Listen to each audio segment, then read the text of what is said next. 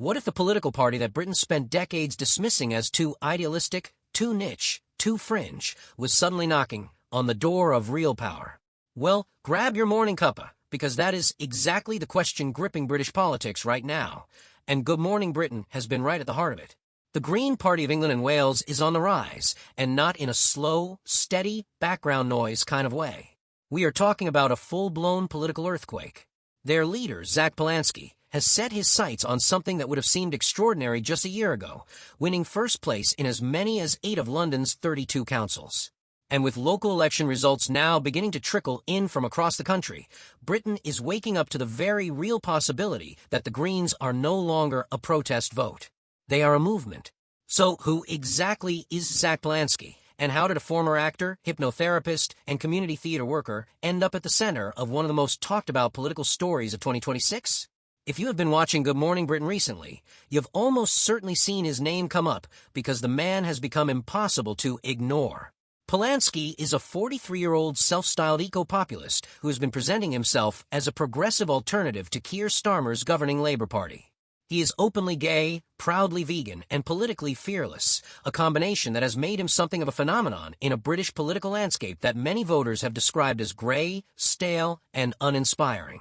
He has even been compared to New York's Zoran Mamdani for his ability to blend environmental passion with working-class socialist policies in a way that genuinely connects with ordinary people. His journey to Green Party leadership was anything but straightforward.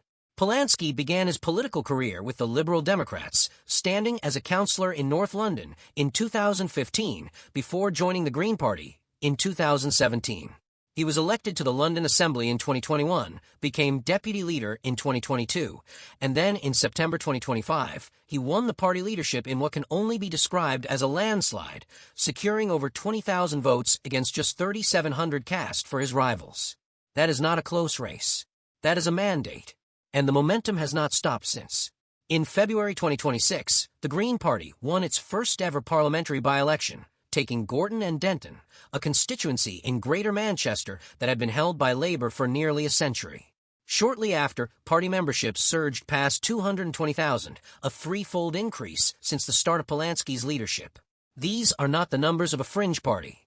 These are the numbers of a party that is genuinely reshaping British politics. Now, with Thursday's local elections covering 136 councils and over 5,000 seats up for grabs, polling group YouGov suggested the Green Party could come first in as many as 8 of London's 32 councils. That would be historic. That would be seismic. And the early results are already causing jaws to drop. Greens made early gains from Labour, the Liberal Democrats, Conservatives, and Independents in places like Oxford, Exeter, and Peterborough, and gained councillors for the first time ever in places such as Chorley and Salford. Polanski himself wasted no time reacting. He called on Prime Minister Keir Starmer to hear the call of the people and go, after early results showed Labour suffering what he described as a disastrous drubbing, losing the majority of the seats they were defending. Bold words. Controversial words. Exactly the kind of words that get clipped, shared, and debated on social media within minutes, and exactly the kind of moments that Good Morning Britain loves to pull apart over breakfast. But it has not all been smooth sailing for Polanski.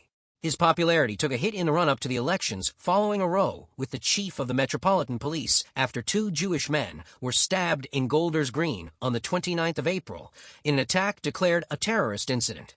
Polanski later apologized for sharing an inaccurate post on social media criticizing police officers, claiming he had found the whole incident deeply traumatic, particularly as a Jewish person himself. The controversy was messy, the apology was swift, but the questions lingered, and British morning television did not shy away from asking them. Despite the turbulence, the green surge appears real and growing. The party expressed strong confidence about their prospects in London boroughs, including Hackney, and announced expectations of making history by breaking through onto the Suned for the first time, which would give them representation in Wales' national parliament for the very first time. That alone would mark a new chapter in British political history. What does all of this mean for the bigger picture? It means that the two-party comfort zone that British politics has operated in for generations is fracturing. Voters, particularly younger, urban voters in London and other major cities, are looking at Labour and the Conservatives and finding them both wanting. Polanski has spotted that gap and sprinted straight into it, offering a politics that is unapologetically ambitious, economically radical, and environmentally urgent. For Good Morning Britain, This story is pure television gold. It has drama, personality, controversy, and genuine political stakes.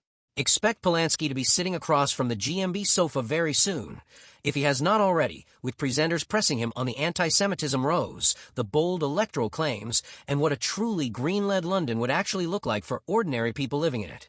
The bottom line: Britain is changing.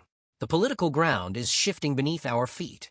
And Zack Polanski, the former actor turned eco-populist, is standing right at the epicenter of that shift, eyes fixed firmly on 8 London councils and a future that, just 12 months ago, nobody would have believed was possible for the Green Party.